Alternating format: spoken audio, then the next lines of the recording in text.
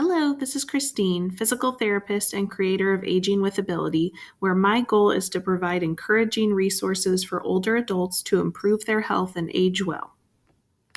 Today is Wonderful Wednesday on the podcast, which means it's a day to dive into a miscellaneous topic that doesn't fit into Memory Monday theme or Fitness Friday theme. So I hope you enjoy. So today I want to talk about something that's been coming up a lot recently in my practice as a home health physical therapist, which is a lack of caregivers and also family burnout. So a lot of times spouses are caring for their other spouse, and kids, daughter, son-in-law, whatever the situation is, have been caring for their family member. But because it is a 24/7 job for a lot of these patients that I see, there definitely can be some overwhelm and burnout.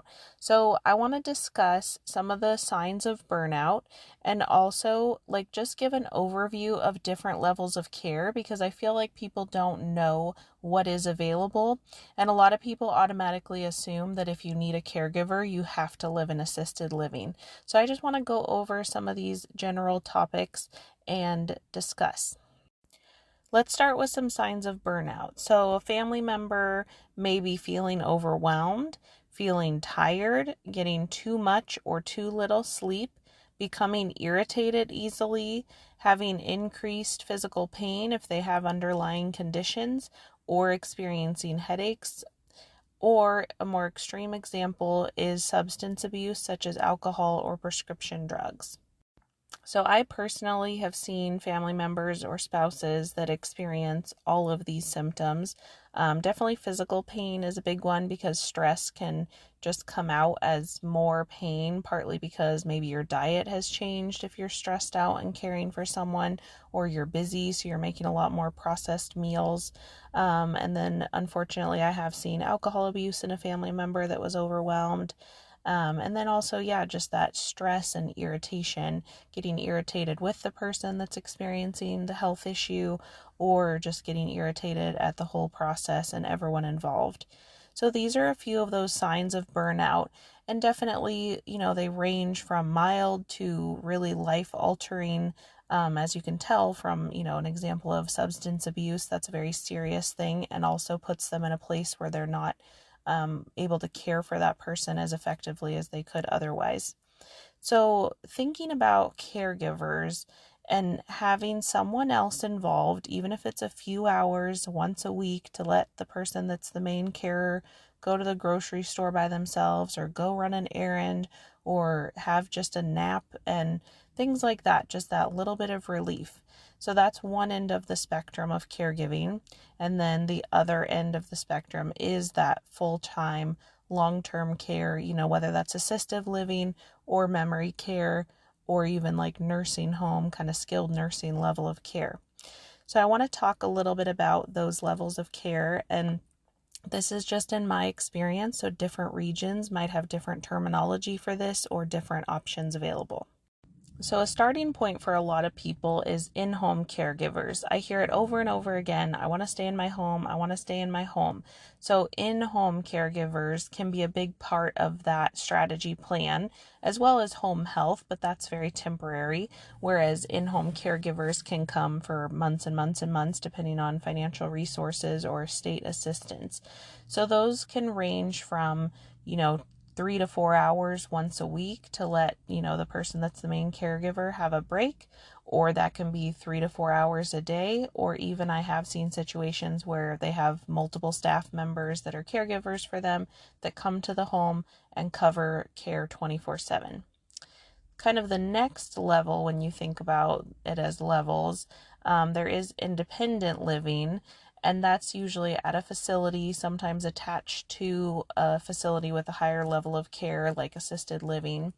And independent living can just mean you basically live in an apartment that's managed by an older adult community, or it can also be where you can add on services. So maybe you're able to manage everything, all your daily activities, but you really want just someone to prepare meals, and you have this dining room you can go to. Or even sometimes people have, people that come and do the housekeeping, or medication management. That's another thing that people struggle with sometimes, especially if they have poor vision or just have so many medications and they really want someone to set up their medication box every week, or maybe it's due to the arthritis in their hands and they have a hard time picking those pills out and putting them in the container for the week. So beyond that is then assisted living. So that's where you live in a facility that has caregivers 24/7 available. And most of the time you're given like a call button necklace or bracelet. And you also usually have like a pull cord in the bathroom for emergencies so the caregivers can come whenever you need them. And I've seen people that live in assisted living and really live there mostly for the activities and the socializing and the meals and a little bit of help in the apartment they live in. And I've had people that live in assisted living that have to use the call button and have one or two caregivers come and help them every time they need to go to the bathroom, for example. So it's a very wide range of abilities, and that just depends on the facility staff and what they can provide as far as what pieces of equipment their staff are trained to use if you need something to get from like your bed to your chair, for example. Then there's memory care, which is also assisted living, but typically it's a locked unit. And most of the time, those rooms that people are living in don't have like a kitchenette or things like that. It's a little bit less of an apartment and more like just a bedroom. And then you spend a lot of the time out in the common areas. And then again, those units are locked typically to prevent what we call elopement, which is someone with memory issues trying to leave the facility, and that would be unsafe for them. And then there's also nursing home or skilled nursing level of care. And that's a type of unit that has a smaller ratio, like they would have an RN or an LPN there at all times rather than just during the day, like a lot of assisted livings do. And also, usually they have CNAs, which are certified nursing assistants, as their caregivers. So that's a higher level of training as far as handling and hands-on kind of being able to move people that need help moving and things like that. So those are some of the main different levels of care. There's also adult foster care. So these are usually private homes that have a few bedrooms available for some people to live in. And again, there's 24-hour care, but people like those facilities because they're a little bit more of a homey environment, a lot smaller population than some of the larger assisted living units. There's also a concept of respite care. So or respite, depends on how you like to say it. A lot of people don't know about that as an option as well.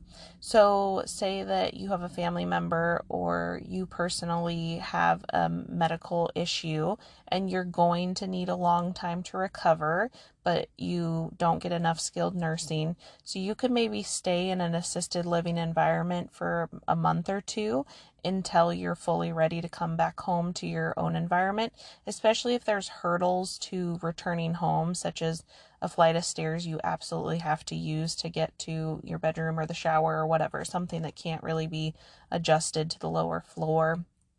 And also respite can be used if family members need to go away for a while.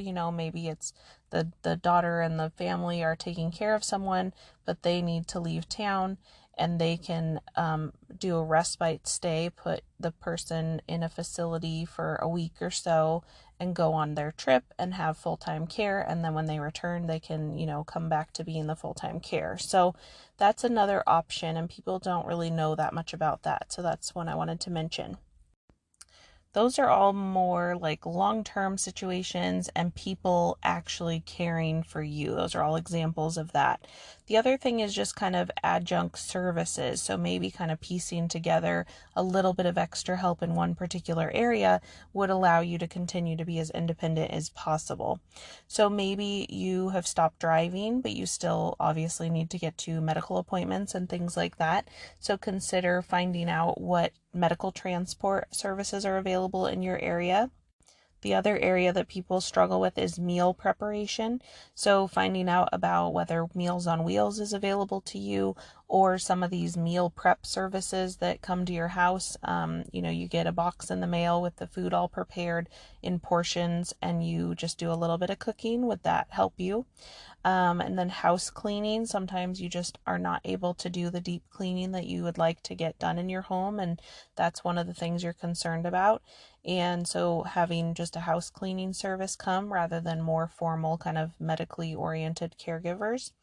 Another one is just errands. There's tons of different delivery services now and things like that. So I hope that gave you a good idea of the different levels of care, because I definitely feel like that's something that people don't know much about. And so today's kind of quick tip conclusion. So think about your current situation and if there is any level of help you feel like you might need, especially after talking about all the different topics of care that is available. And then also, I just want to encourage you to maybe consider care a little bit before you feel like you really need it. So, I have had so many conversations with patients and their families, and it's the really big struggle of trying to find care and the level of care after something has occurred. So that it's so much harder to get caregivers after you already need them and you've been discharged home from the hospital. So even if you don't feel like you need full-time care right now, which is probably the case, you can think about maybe having someone do a few tasks once a week or something like that, just to kind of form that relationship with a caregiving agency or with a particular caregiver that you enjoy being with, and that will help to provide those services later when the needs do change.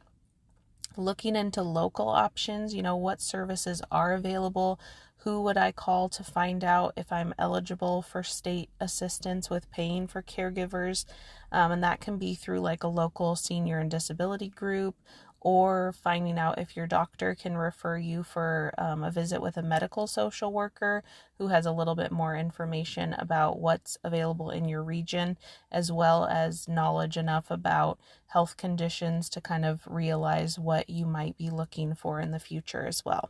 So I just want to encourage you to think about that a little bit and just think about if there's any particular area in your life that you might want to investigate some help for. Thank you for joining me today, and remember to send any questions you have to Christine@agingwithability.com or comment on the website page associated with this podcast episode or on Facebook or other social media resources. Thanks again. Have a good day. Stay healthy.